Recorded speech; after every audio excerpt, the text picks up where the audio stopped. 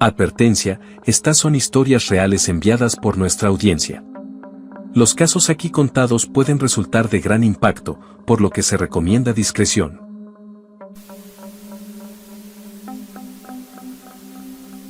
El visitante del Cerro del Muerto, Aguascalientes, 2009. No me gusta hablar de esto. No por miedo a que no me crean, sino porque, cada vez que lo cuento, revivo todo. Me llamo Oscar, soy ingeniero mecánico, tengo 41 años, y esto pasó en 2009, en Aguascalientes, una noche que cambió mi forma de ver el mundo. Era septiembre. Mi esposa y yo veníamos de una boda en Calvillo.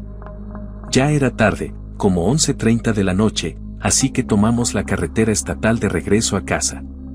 Íbamos por el tramo que pasa frente al Cerro del Muerto, una zona donde se dice que se aparece la figura de un hombre acostado en el perfil de la montaña. Siempre ha tenido fama de misteriosa, pero esa noche fue otra cosa. Todo estaba tranquilo. Íbamos platicando, cuando de repente, el coche se llenó de una luz blanca muy intensa. Pensé que era un tráiler con luces altas, pero no había ningún vehículo detrás, ni delante. Solo nosotros, y esa luz que no tenía sombra, ni sonido. Me detuve al borde del camino. Mi esposa me decía que nos fuéramos, que era peligroso, pero algo me tenía paralizado. Al mirar hacia arriba del cerro, lo vi, un objeto flotante, inmenso, de forma triangular, con luces en los bordes que se encendían en secuencia, como corriendo. No era un avión. No era un helicóptero. Lo sé porque no vibraba el aire. No había ruido. Solo esa presencia. Fría. Silenciosa. Imposible. De pronto, del centro del objeto bajó una especie de cilindro de luz azulada, como un tubo vertical que tocaba el suelo del cerro. Y dentro de esa luz, aparecieron tres figuras, altas, delgadas, como si fueran sombras con forma humana, pero no eran personas. Intenté sacar el celular para grabar, pero se apagó en cuanto lo desbloqueé. Mi esposa gritó. El motor del coche se apagó por completo. Ni las luces funcionaban. Todo estaba muerto. Las figuras se movieron dentro de las de luz por un par de minutos. Luego se detuvieron. Y entonces, como si todo hubiera sido un espectáculo, el haz de luz desapareció, las figuras también, y el objeto aceleró en línea recta hacia el cielo. No hizo curva. No dejó rastro. Solo desapareció en segundos, como una línea fugaz en la noche. Un minuto después, el coche encendió sin problema. El celular volvió a funcionar, aunque ya no tenía señal. No había noticias al otro día. Nadie más reportó nada. Pero yo lo viví. Mi esposa también. Jamás volvimos a pasar por ahí de noche. Años después, en una comida, un conocido que trabajó en el ejército me dijo: ese cerro es zona caliente. Ahí bajan cosas. Pero no se reportan. Historia 2, aquella noche en el Cerro del Águila. Esto pasó en Zacatecas, en el año 2006. Me llamo Martín y era guardia en una mina ya cerrada que está justo detrás del Cerro del Águila. Ahí, solo había vigilancia nocturna por seguridad, ya que aunque estaba inactiva, algunas zonas aún eran peligrosas por lo inestable del terreno. Mi turno comenzaba a las 9 de la noche. Siempre llevaba mi radio, linterna y una vieja libreta donde anotaba cualquier cosa rara. Esa noche, mientras subía el sendero para llegar a la caseta de observación, sentí un zumbido bajo, casi imperceptible, como si el aire vibrara.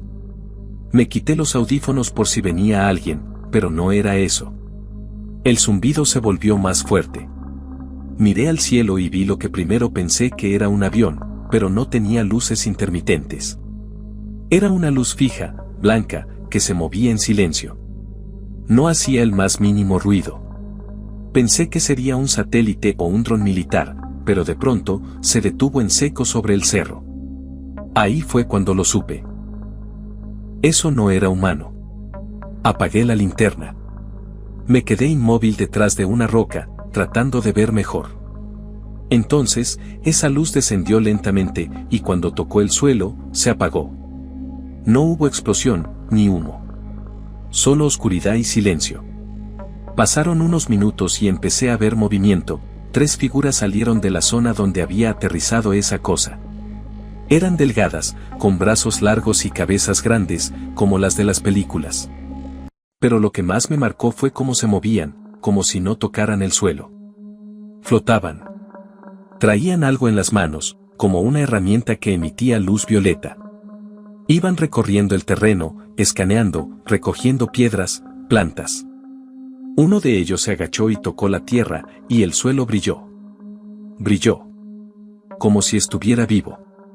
No sé por qué, pero en ese momento, uno de ellos volteó directo hacia mí. Sentí una presión en el pecho, como si mi cuerpo se congelara desde adentro. No podía moverme, ni gritar. Solo pensar. Y en mi mente, escuché una voz. No una voz humana. Era como un eco que decía: no estás en peligro. Solo observa. No interfieras. Después, las figuras regresaron a donde había descendido la luz. Esta vez, la nave, si se le puede llamar así, no despegó como un avión. Se desintegró en el aire, en una especie de vórtice de energía. Como si se disolviera. El zumbido desapareció.